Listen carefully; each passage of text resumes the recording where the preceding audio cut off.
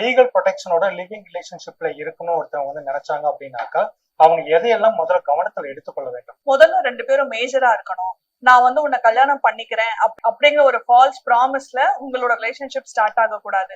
இந்த ரிலேஷன்ஷிப் வாலண்டரியா இருக்கணும்.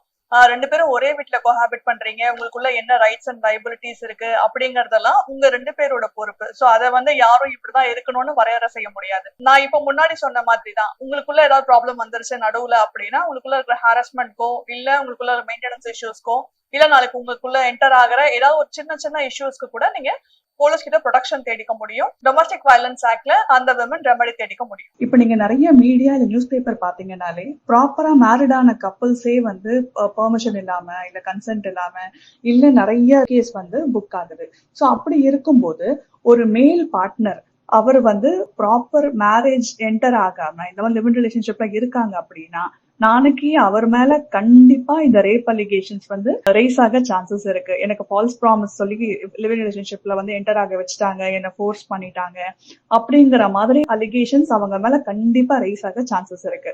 சோ உங்களுக்கு ரிலேஷன்ஷிப்ல இருக்கணுமா, ப்ளீஸ் நீங்க ப்ராப்பரா மேரேஜ் பண்ணிக்கோங்க. லிவ் இன் ரிலேஷன்ஷிப் அப்படிங்கிற ஒரு கான்செப்ட்ல நீங்க என்டர் பண்ணீங்கன்னா என்னைக்கு இருந்தாலும் அது உங்களை ரிஸ்க்ல மாட்டிவிடும்.